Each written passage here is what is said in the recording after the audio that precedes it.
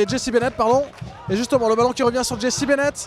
Jesse Bennett qui va tenter sa chance. La frappe de Bennett et l'égalisation. L'égalisation de Jesse Bennett. La frappe subite. Et voilà l'égalisation d'Avranches. Attention là, il y a eu une semelle. Mais le jeu se poursuit avec Camara dans la surface face à Puy-Grenier. Camara, Aboubacar Demba Camara pour venir inscrire le premier but de la saison pour le Paris Football Club. 10 minutes déjà effectuées dans cette seconde période. Les occasions sont toujours parisiennes. On sent que Créteil ne va rien lâcher. Attention tout de même à cette gourmandise d'El Hamzaoui. Camara face au but et le voilà le deuxième but. Créteil puni après cette étourderie de Bilal El Hamzaoui. Attention, ça sent le chaos avec Camara, l'accélération de Camara qui laisse Di Bartolomeo sur place. Camara, extraordinaire. Aboubacar Demba Camara, retenez ce nom. Va donner du temps supplémentaire, l'occasion peut-être pour les Cristoliens de réduire l'écart. Le premier but de la saison des Cristoliens, il est inscrit par le nouvel entrant, le revanchard Gaussou Sako.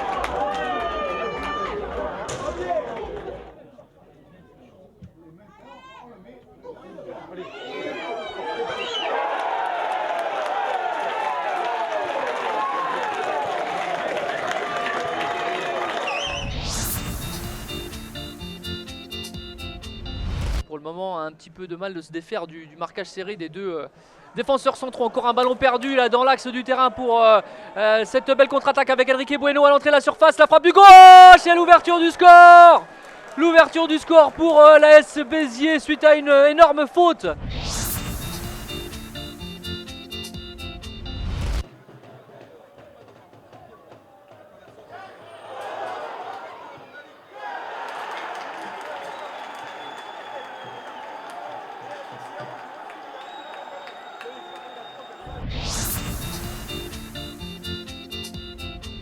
Pour la pépite corse et pour le club de l'Oise. Au premier poteau, ça vient été touché. Et le but. Ouverture du score ici au stade Robert Deschamps. Romain Padovani inscrit le premier but de... Reynaud sur son pied gauche, c'est frappé. Attention à ce ballon, il n'y a pas de hors-jeu. Et qui est là pour le récupérer? Il arrive à se retourner, à centrer. La tête et c'est le but. L'ouverture du score, elle est signée. Non, ce n'est pas Mateta. Alors, qui a marqué là? On va le découvrir.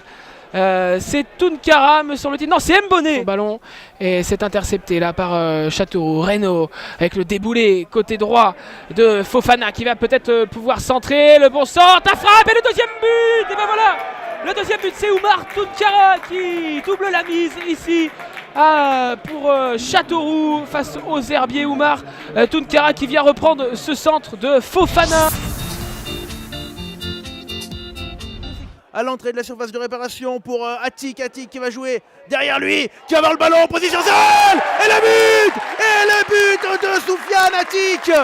Ah, on le sentait venir, ce but lyonnais. On pressait depuis quelques secondes là sur les cages des Passy. Alegbo qui va, attention, la frappe détournée, le but. Oh là là là là, le coup du sort de Gbo. La frappe qui a été contrée et qui a lobé littéralement Jean-Angel Kong. De la vitesse avec Attic qui va jouer devant pour Touka. Le but énorme de Touquin. Il était à l'arrêt, il a levé la tête, il a vu le gardien légèrement avancer. Ah, qui a voulu faire... qui a voulu faire attention parce que ce ballon il va le récupérer. Alors avant de me moquer quand même, je vais attendre parce qu'il fait la passe décisive pour le troisième but. Le troisième but de Lyon, le but du break. Touta qui avait manqué son geste un petit peu technique, sa roulette un petit peu loupée, mais il l'a récupéré derrière. Et même si, attention, parce que là sur cette absolument détestable passe là, et la réduction du score du numéro 17, Yohan Bay, qui a récupéré. Toujours 0-0, mais un premier coup de pied arrêté intéressant pour Concarneau avec ce premier corner. Ouais, c'est bien tapé directement avec quelle sortie d'Ibrahim Koné. Quelle sortie d'Ibrahim Koné. Bien fait, la redoublée avec Paul Maisonneuve. Et ça c'est un ballon intéressant pour Robert Séguré. Avec une faute, une énorme faute du portier Ivan Cesnek. Mais on le dit depuis le début de cette rencontre, hein, Ivan Cesnek depuis le début, il sort beaucoup. C'est un gardien qui joue très très haut. Ivan Cesnek face à Pierre Charles. Et la sortie d'Ivan Cesnek, impeccable, la sortie du portier.